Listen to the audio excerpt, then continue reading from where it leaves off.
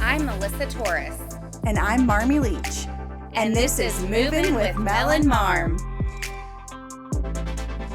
I guess maybe it's because I'm in real estate that there's so many videos that come across my Instagram and TikTok that are like advertising, get rich with real estate investment. Yeah. And it's so easy. And do you get those? No. Oh, well, I get a ton of them. Well, I think I've been getting one that's like, do you want to, like, if you're a woman and you want to retire, message me and we'll get you into real estate or something. Okay. Which I don't disagree, but it's like Marmy, let me can you tell be even more dramatic? Let me tell you. I went to her seminar. Of course you did. I did. Like, that doesn't surprise me at all. I took my mom. Yeah. And yeah. She's nothing if not optimistic. Like Melissa. No, No, I'm saying me? me. It's like a phrase. Like Melissa is nothing if not optimistic. I mean, you like, I wouldn't say you're gullible, but you believe. Yes. You believe in people. You believe in people. Yes. And I believe that you can do anything that you set your mind to. I love that. I agree. It's just not as easy as people make it sound. No, it's not. And like, it is so great to have this huge rental portfolio. So my thing in real estate is buy and hold, right? Long-term buy and hold. And it is so great to have this huge portfolio and to have all this passive income. But there's a downside to that too. When tenants go wrong. Oh my gosh. I think I saw your video. It's so sad. I mean, it is very sad. Yeah. We bought a house in 2021. Needed a lot of work. Mm-hmm. We renovated it. Is pretty. Big house, 2,700 square feet. Big for the area. Wow, that is big. And it's on almost a half-acre lot. Very pretty old house. Like, great. Had tenants there for 3 years. Hey, you had that. I mean, that's pretty good to have someone long-term. Yes. I had to work with them a lot. They were not great tenants. They didn't pay on time. Yeah. A lot of the time. But they were there for a long time. They moved out, and I did have to evict them. So that is not a fun process. Oh gosh. Like you had to go through the actual eviction process? Yes. Yes. Really? I have Wait, we need to hear about this too. I didn't know that. Yeah, I've had to file evictions before, but never. This is my first full-on got judgment against someone for eviction. That's the first time I've had to do that for my personal properties. Yeah. When I did property management, I was in eviction court every month. It was when you used to work for somebody who owned. Okay. And we had a very low eviction rate. It was like 3%, but because we managed so many homes. Because it's not something you like. Yeah. Are proud of, but right. Sometimes you have to do it. Right. Yeah. And it was so, you know, things happen. People, even good people that have great credit and great income, sometimes things happen to where their financial position changes and they can't pay rent. So went to court, got a judgment. They asked me not to file the writ of possession, which is basically when the constable comes, you have a crew and set all their stuff out on the sidewalk. Mm-hmm. They asked for a couple more days to get out of the house, which I gave them. They said that they were going to clean the house. They wanted a couple more days to clean the house. So I'm expecting the house to be pretty picked up. Pretty good. Yeah. Right? I pull up to the house. And just from looking at the curb, I can tell this is not going to be good. Oh, God. Like, what was on the curb? Well, nothing was on the curb. It was all... You just had a feeling. No, it was in the yard, but it was not on the curb. It would have been better on the curb. The trash can was overflowing by the house. Somehow, they managed to break multiple panels on the garage door. So the garage door is like hanging off of the... What? I don't even know how this is possible. Like, unless you do it on purpose. I don't know how it was possible. But there was a lot of stuff in the garage as well. So I'm like, okay, this is not what I was expecting. I was expecting a reasonably picked up, you know. Yeah. Normal wear and tear. Yeah, is normal what we wear call and it. tear. Yeah, normal for wear sure. and tear. Walk in. There is a sectional. There are some mattresses. There are a couple tables. There is some cat poop. Ew. And the house smells like pee. Like, it was not good. Wood floors or carpet? Mixture of vinyl and wood. Okay. And the house the walls were disgusting. Like, you know how if you were to touch like charcoal and get your hands black?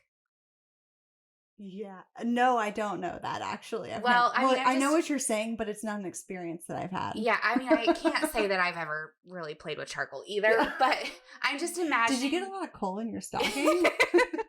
I'm just imagining, okay, your hands are like filthy and you just go and like try to finger paint on the walls. That's what happened.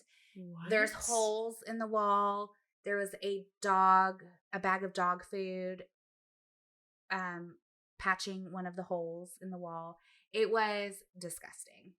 That is so bizarre. So that is, you know, when you're agreeing to be a landlord, something that you have to be prepared for. Yep. Hopefully you never experience it, but it's a possibility. It can happen. You never know. And I specifically asked the previous landlord when I did this application, like, how did they leave your house? And he said they left it fine. Like, it was fine. Well, it was not fine. It was not fine. It was not fine for me. I thought it was bad when we had an Airbnb guest who brought a puppy that they didn't tell us about that clearly wasn't potty trained, and it peed. Like, there was a pillow sitting in a puddle of pee that the cleaners found. Yeah, we had to throw the pillow away, obviously. Yeah. But I thought that was bad. I mean, we were so lucky because the pee didn't like get on the carpet. It was just, but man. Yeah. So what did you do? Well, did you just like walk in? I think I would have walked in, been overwhelmed, and just walked out. Well, I took some video. Yes. I took some pictures.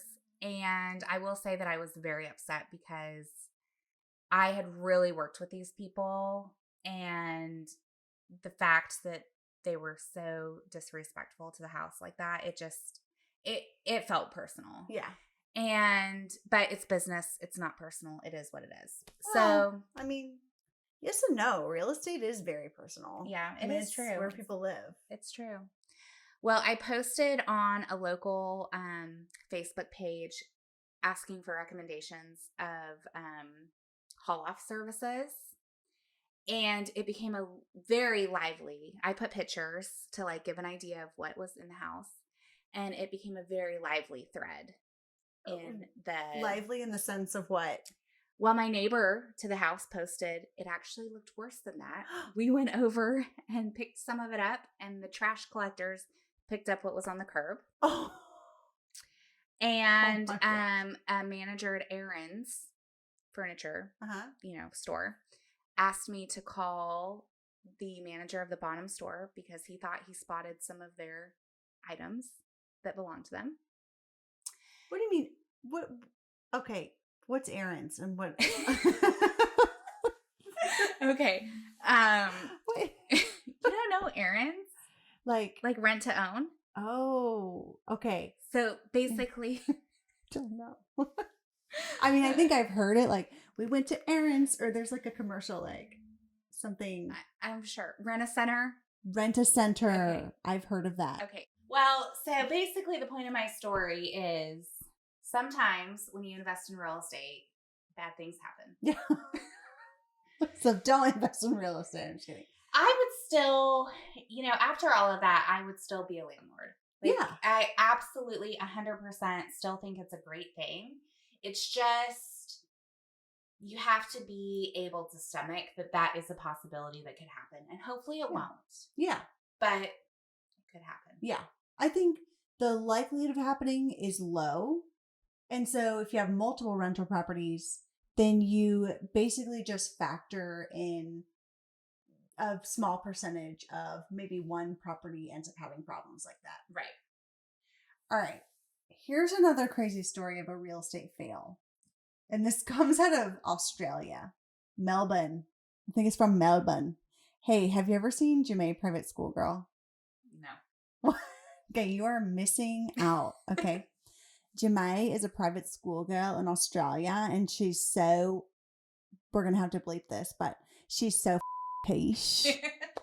She's really quiche because she has a thigh gap, but her thigh gap is bigger than other thigh gaps. So I'm going to talk an Australian accent for now. No. Okay. I'm not good at Australian accents. That was pretty good. You have to see Jemai Private School Girl. It is so funny. Okay. Is this like a show or It's a show. Yeah. Okay. I think it's on HBO. Okay. Yeah. I don't really watch HBO. Like, you could probably find clips of it on YouTube just to give you a sense. I don't watch TV just in general. Like, I do and I don't. Yeah. But I watch a lot of my clips, like SVU. I love SVU. I'm old school. I used to be really into SVU when I was in college. And if anybody who lived in the DG house is listening, like with me, is listening to this right now, you know. We watched SVU like every single episode. And there were certain people who were in control of the remote. And you were one of them? I was one of them. Dun, dun. Okay, so let's Olivia talk Benson. about this Australian fail. Okay. So there was a realtor in Australia who burned down somebody's house. And that is my biggest fear. Okay, how did that happen? Yeah. Because I will say that never before have I thought about potentially burning someone's house down. I know. It's a fear. Yeah. But okay, so she was hosting an open house, and I think it was a rental property, and so the tenants had sheets drying out in the yard. You know, things are different there. People probably dry things.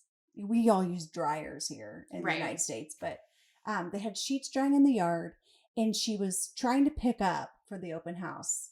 One of the many things that realtors do behind the scenes that people don't notice. Right. And so she grabbed the sheets, she threw them on a shelf in a closet, closed the door, and did the open house.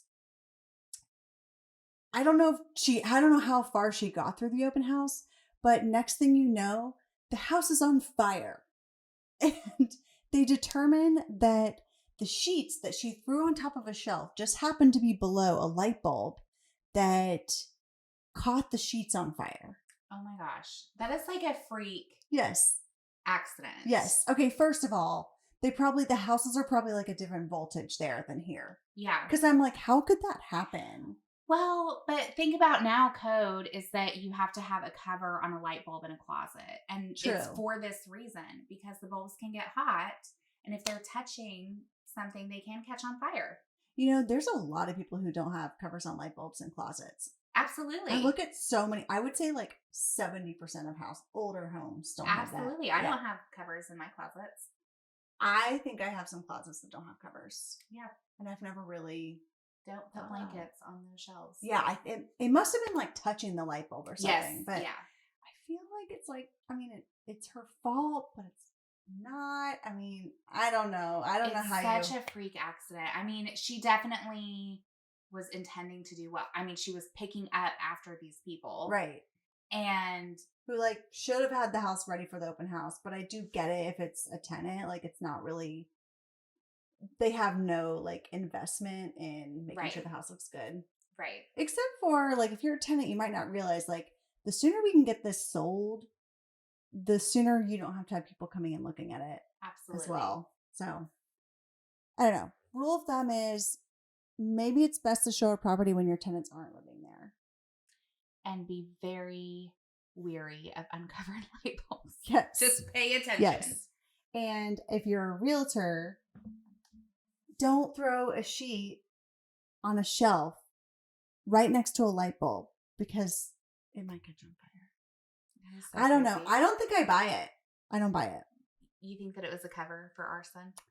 I don't. Maybe. Or a grow house. Oh, that it was some kind of special light bulb? Yeah. I just don't buy it. I really could see that could happen. Yeah. I really could.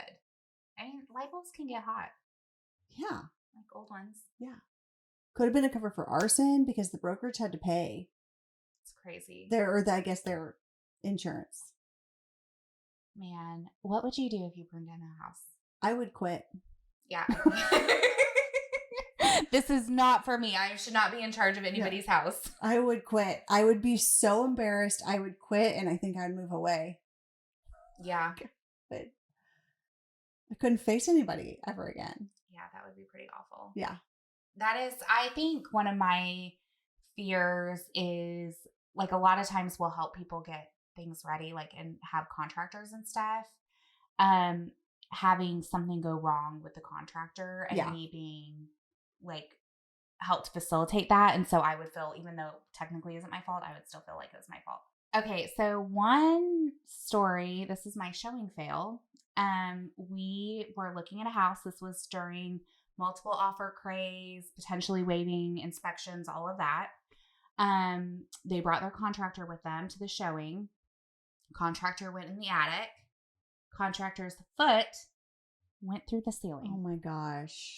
So it was very okay, what do we do here? And I'm like, I'm going to have to call the listing agent and tell her that, I mean, it was in the closet. It's very possible that we thank God it was in the closet. That we could have just been like, oh, we don't know how that happened. Yeah. But no. But you never would, because you have integrity. Exactly. But I was like, I'm going to have to call the agent and tell her what happened. And then, of course, sucked. She's going to have to tell I bet that was seller. not a fun phone call. It was not a fun phone call. Luckily, the agent was gracious. Yeah. And we were like, obviously, we will fix this. Yeah. And so they fixed it, and my clients did buy the house. Perfect. But yeah, great ending. But that was definitely this is not good. That would have been really stressful. Yeah. Well, okay, here's the thing. Nobody got hurt. That's the most important part of it. Nobody got hurt, and the house was still standing. Yeah. It's just drywall. Yes. But I do get really nervous, especially when I have like a first time buyer, or especially a dad. Dad. Yes. A dad goes in the attic like we're already under contract. We already had the inspection. The parents are in town. They want to see the house. And the dad's like, I'm going in the attic. Yes. And I'm like, what are you going to find up there? Like, what are you looking for? They don't know. I think it's a dad thing.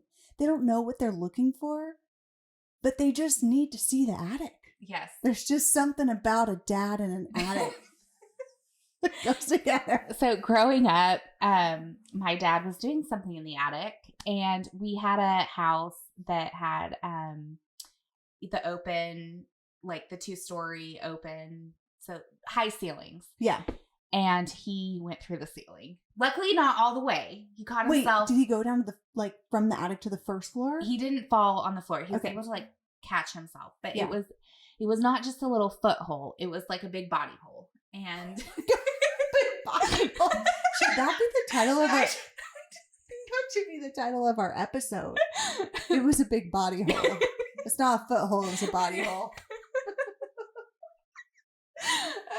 This episode is way better than the last one we recorded. Yes, it is. Much more light and airy. Yeah. But it's a reality of things happen. Things happen.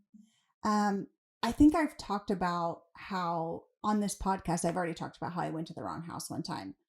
Luckily, no one was living there. That was like the luckiest thing ever, because that could have been really bad if I walked into someone like showering or something. Or thinking that you were an intruder. Yeah. And we're in Texas. We're in Texas. Okay.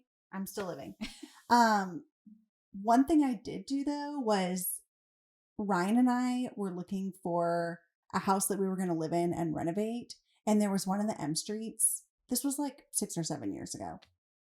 And we scheduled a tour, and it was like a Saturday at 5 or 6 o'clock. And we walk in, and there's like music blaring and like red Solo cups everywhere and beer. And I'm like, what is going on? Like, let's leave. And I'm like, hello. And some, like a frat guy from SMU comes out, and I'm like, hey, we scheduled a tour on this property. And he's like, oh, okay. Yeah, I didn't know. Like, we're playing beer pong in the backyard, but you just take a look at whatever. Like, I literally walked in on a frat party. That is so funny. I just like, the music was so loud. Like, not just like loud, but so loud. They obviously had no care about whether that's sold or that's not. another example where like the landlord and the tenant clearly were not communicating. Yes, not on the same page. Yeah. I had a showing that I scheduled, and I think the owner got the alert. I scheduled it the day before. And so he got the alert and assumed he didn't like look at the time and assumed we were coming that evening or something. Yeah. And he had cameras.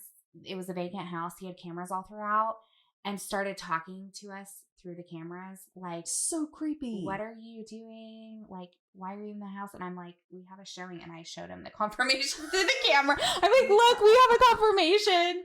And I was like, this is so uncomfortable. And then you felt like someone was watching you the whole time? Yes. Okay. It was very uncomfortable. Speaking of, like, if you're a buyer, you can not say anything in showings now because everybody's watching. Just assume you're being recorded. I always recommend to a seller, like, don't watch it live. Like, if you want to go back and watch it, like, you do you, but don't watch it live. Yeah. Because sometimes it hurts. Sometimes people are so critical when they're looking for a home to buy, and chances are they're never going to change that thing that they said they're going to change, or their house is like way messier than yours is if they comment. But it is like very painful to watch it sometimes, and who knows, like they might just be like super critical, but they still want to buy it. Right. So, and it's just uncomfortable for buyers. Yeah. They think that you should always assume that you're on camera, but hopefully you're not. Not all real estate is butterflies and rainbows. Absolutely. Anyway, thanks for listening to our episode about real estate fails. We'll see you next time. Yep.